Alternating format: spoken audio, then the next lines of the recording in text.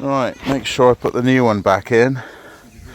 Eeny, meeny, miny, mo, catcher. Do you remember when I bought that 20 quid scrapyard battery from Great Yarmouth because this one was failing?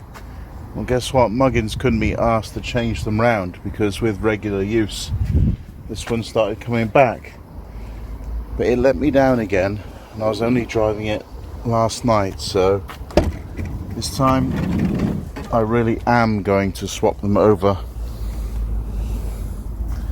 And as it's a sunny day, if it doesn't start immediately, I can just charge it up with the jump leads. It's quite a long single take for me. Anyway, back to the job. It so happens the client did write to me, say there's some work to do this afternoon, but do you know what? With this zero hours contract, they can just give me some work to do when I feel like it. I'll crack on with it when I feel like it.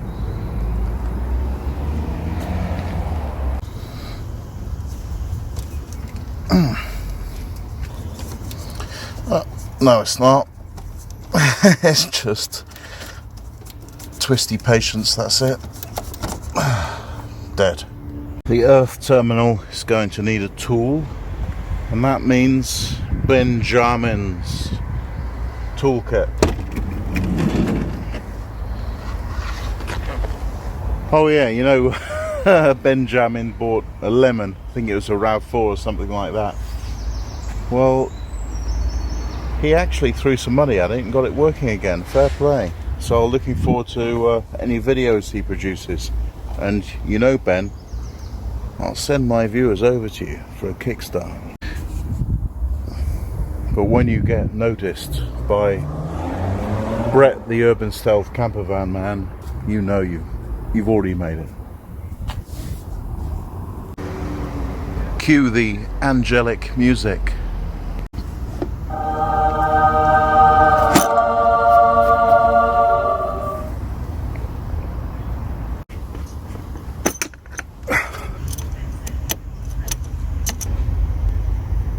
Yes.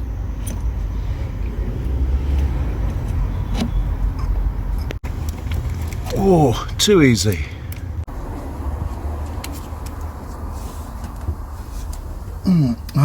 There's another clamp in there. Of course there is. Stop the battery falling out.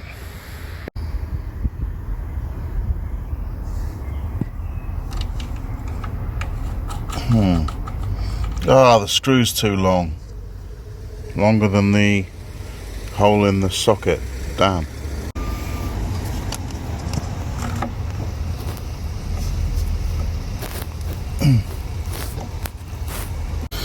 Maybe I need an 8mm spanner.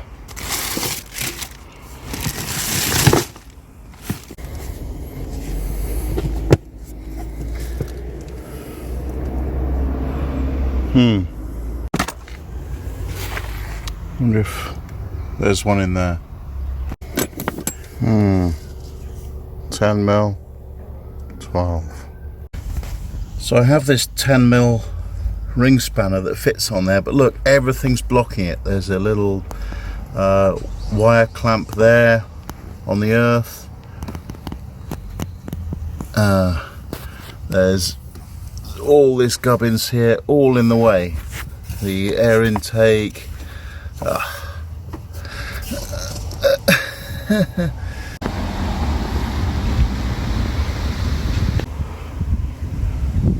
I got 1/6 of a turnout in 10 minutes and a lot of sweat and a lot of flies drinking my sweat.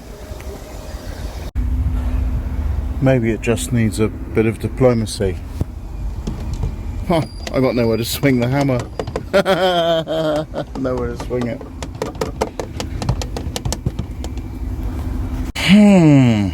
Maybe I can loosen up the air intake. If this were camper van Gaz, he'd just say, yeah, replace the battery. and wouldn't even go into the minutiae. Yes, yes, don't drop that Jubilee clip. Yes, now some access, not much though. Okay, a little bit more diplomacy.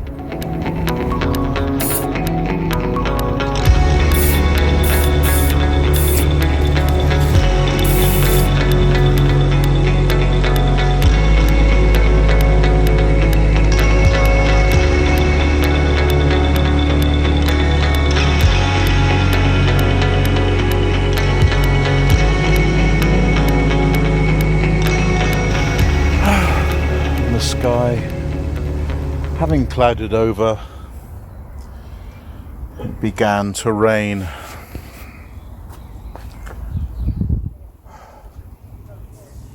The thing about filming your day is so many moments are so fleeting, but with most of them you can't even get the camera out to capture them,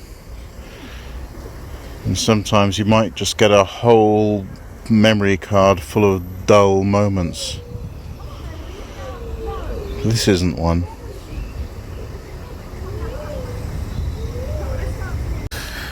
I've still got another option of connecting the new scrapyard battery to the old car battery.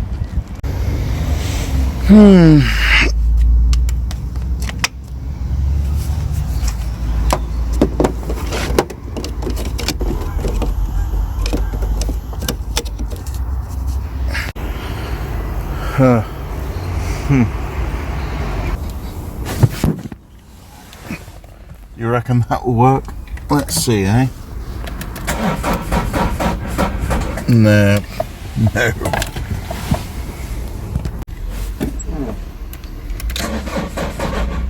Oh, that was so close. Oh, it did work. Oh, that was unexpected.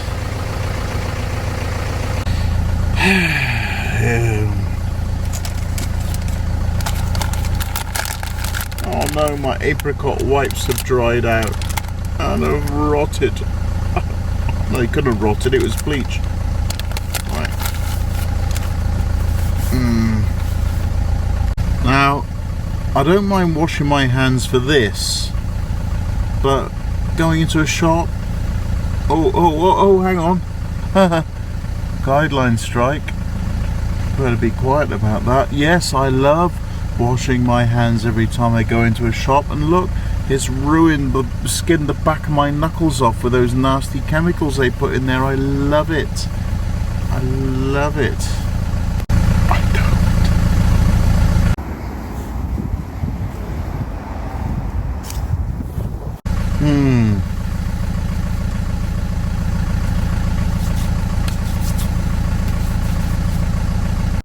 Well, that's long enough to charge up both those batteries again, probably.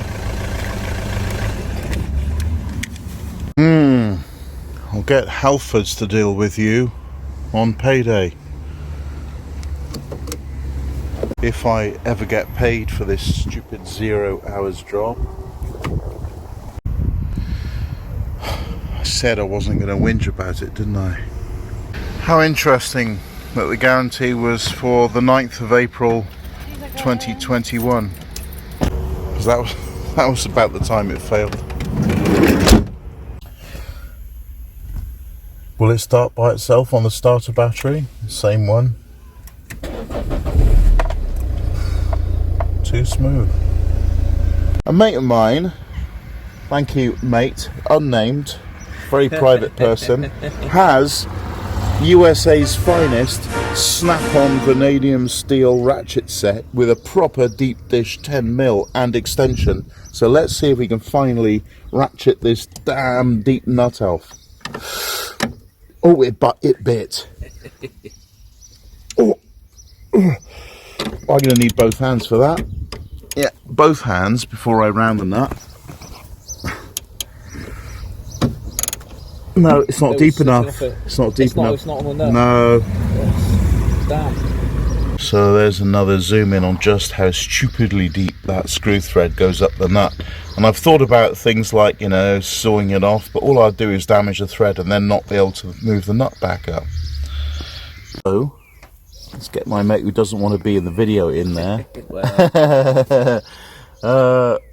I don't put the socket in fully, but just put it just in. Remember that joke, just in? Well, we're going to do that now. So, yeah. By the way, listen to this snap-on. God bless America. Now I'll put it just in. Ah, this went right in, didn't it? Right, so the socket is very firmly in there. I'm just going to put the extension just in.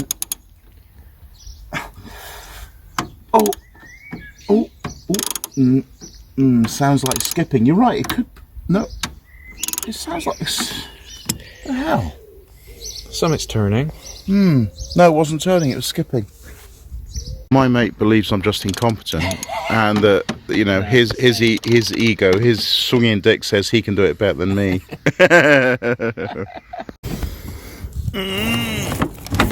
Right, Ben's toolbox.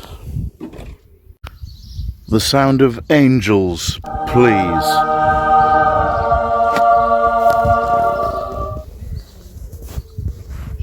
So, my mate didn't have a 3/8, but he got a 7/16, which is, again, probably just under 1/8 of an inch too big.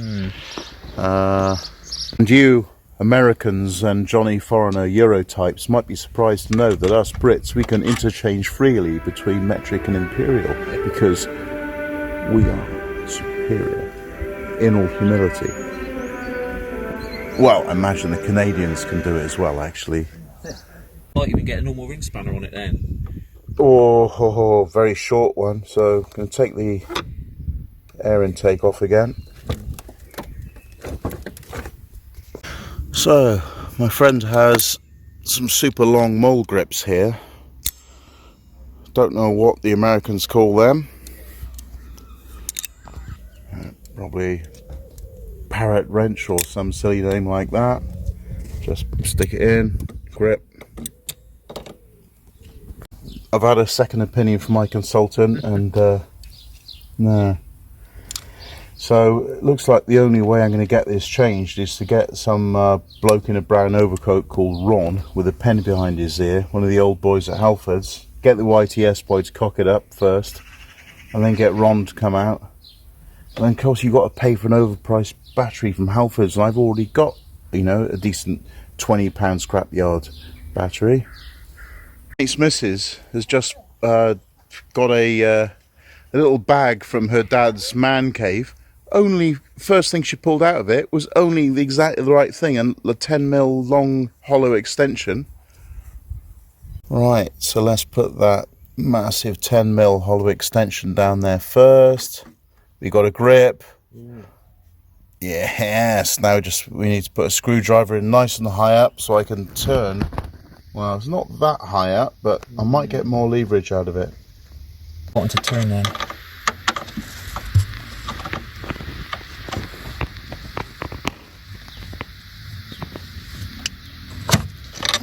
So I think we can conclude that that little nut won't turn, but there is a clamp, a passive clamp on the other side of the battery. Don't even know if I can see it there. That we can chisel out. Possibly. Oh, it's in so tight on both sides. Yeah, it's right between the electronic ignition and, not ignition, engine management system. Even with that. There you go. So if there's any light getting in there, but we're bending the passive clamp on the other side. Or we're trying to. So what I've done is I've been hammering and chiseling around the actual plastic base of the battery, not the sulfuric acid box itself, to perforate it, and then we can actually squeeze it out from under the clamp. Yeah, there you see. So let's see if it's perforated the base of the battery and we can pull it out. Oh, full send.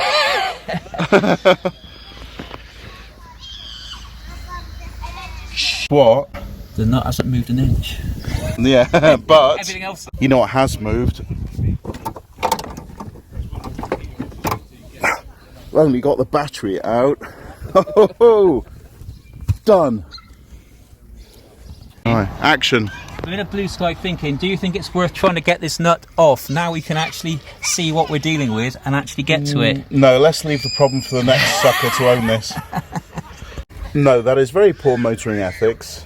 Not that this van is going to last until I sell it, because I've never sold a car in my life, ever, right? I've got end-of-life vehicles and added a few more years to them.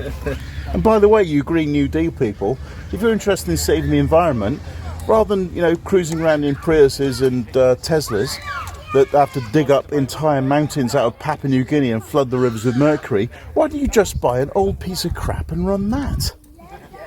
It's not like you're going to add much CO2 to the atmosphere. Look, we've barely added 0.01% in the last 200 years since we discovered coal.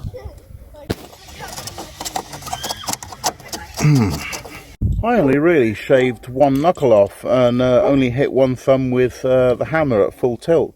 But this is how you clean out the battery trays. You just rub a bit of sweat from your brow like that. And then you just clean it off like that, you see? Good as gold. Oh, it's transparent. Who knew? Who knew it was actual Perspex? Oh, what's the point of having a Perspex battery tray? Mm. You don't need to see. So, obviously, this nut is intractable. So, why not see if the battery will just fit in there?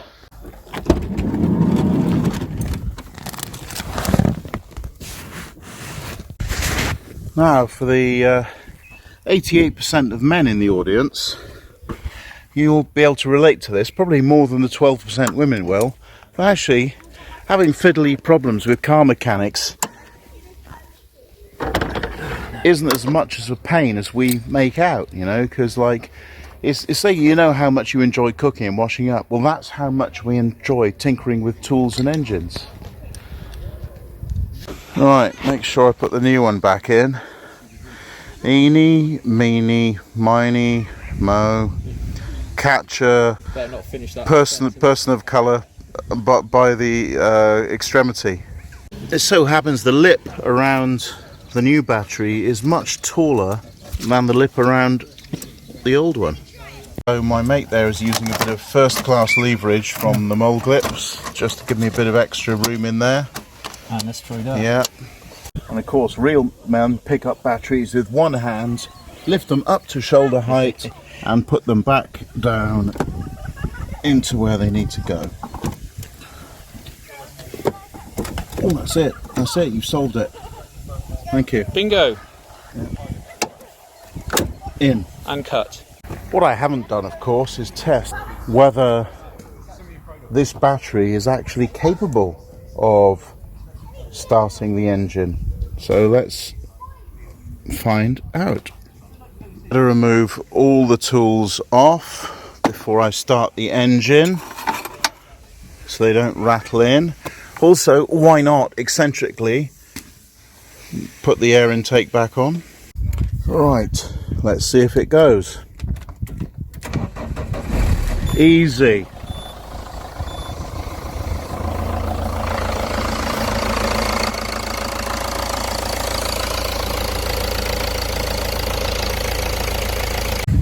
So for 20 quid, we've solved it. As long as my mate doesn't charge me tool rental or labour. So it's a slightly smaller shape, and although we got it clamped in widthways, just need to stop the length bit sliding around. So yeah, piece of block in there, bit of 2x4, no botching involved. Far from it.